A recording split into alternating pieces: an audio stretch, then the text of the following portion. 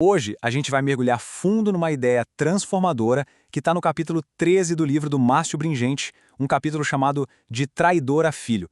A proposta aqui é uma jornada para sair de uma identidade que foi moldada pelos nossos erros e encontrar liberdade de ser quem a gente realmente foi criado para ser.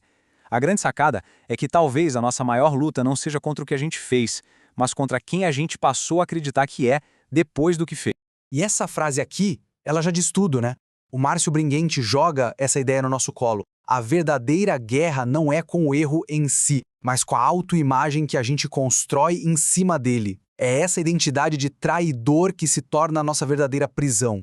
Para a gente entender bem o que é essa prisão, o Bringheres nos apresenta um conceito-chave, a consciência do traidor. Pensa nisso, como viver num estado de alerta constante, uma maneira de existir que para muita gente soa bem familiar, infelizmente. Mas o que é essa consciência na prática? É tipo viver em liberdade condicional, sabe? Mesmo depois de já ter recebido o perdão completo. O medo de ser rejeitado de novo vira o sistema operacional da alma. E isso alimenta uma fé que, olha, pode até ser sincera, mas é absolutamente cansativa. E o pior é que isso vai envenenando tudo. A obediência vira uma tentativa de pagar uma dívida que parece que nunca acaba. O serviço, em vez de ser por amor, vira uma moeda de troca para não ser descartado. E a espiritualidade, que devia ser relacionamento, se resume a uma tática para sobreviver. Tá, então como a gente se livra disso? É aqui que o autor dá a virada mais radical do capítulo.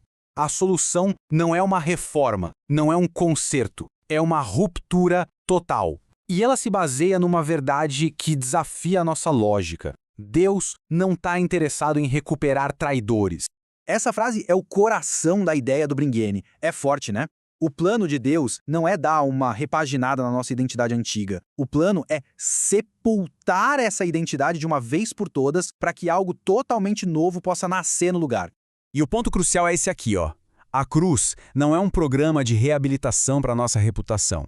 Ela é o ponto final. É onde a nossa história de falhas perde de uma vez por todas o poder de dizer quem a gente é. Beleza, mas se a identidade de traidor é sepultada, o que nasce no lugar? O que nasce é uma lógica de vida completamente nova. É a transição de uma mentalidade de servo culpado para a realidade de filho amado. A diferença da motivação é gritante. O servo vive com aquele medo constante de ser dispensado, sabe? Tudo que ele faz é para tentar garantir o seu lugar. Já o filho... Bom, o filho já tem o lugar dele. Ele não age para obter alguma coisa, ele age a partir da segurança da herança que já é sua.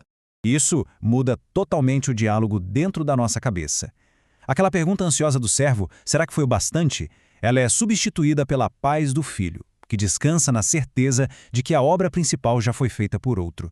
A ansiedade dá lugar ao descanso. Essa mudança interna transforma completamente a ação externa. A obediência deixa de ser um esforço para conseguir amor e se torna a resposta natural ao amor que a gente já tem. A gente não obedece para ser amado, a gente obedece porque já é amado. Isso é libertador. Para deixar essa escolha de identidade ainda mais palpável, o Bringhiente usa uma das analogias mais fortes da Bíblia, a história de Judas e Pedro. Pensa bem, os dois traíram, os dois falharam feio, mas o destino deles não podia ter sido mais diferente. A diferença crucial está aqui, ó. Judas se afogou na identidade de traidor. Ele se definiu pelo seu erro até o fim. Já o Pedro, que também traiu, escolheu outro caminho.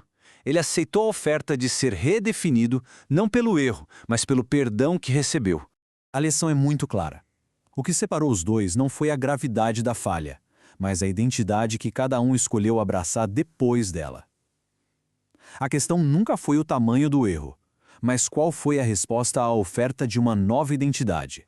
Então, qual o resultado final de toda essa transformação? É o que o autor chama de consciência ressuscitada. É uma vida vivida às claras, sem mais a necessidade de se esconder. Mas um ponto de atenção aqui. Ter uma consciência ressuscitada não significa perfeição, tá? Significa autenticidade. É a liberdade de não precisar mais fingir, a coragem de ser honesto sobre as próprias falhas, porque a nossa identidade não está mais em jogo. E as consequências dessa liberdade são profundas. A fraqueza pode finalmente ser confessada sem medo. A presença de Deus vira um abrigo seguro, não uma ameaça. A santidade deixa de ser um teatro para virar uma jornada real. E a verdade sobre nós mesmos deixa de ser um risco para ser um ato de libertação. Ok, a teoria é linda, né? Mas como é que a gente leva isso para a vida real? O livro do Márcio Bringate propõe um exercício bem poderoso. É uma forma de conscientemente atualizar o nosso sistema operacional, trocando o programa do traidor pelo programa do filho.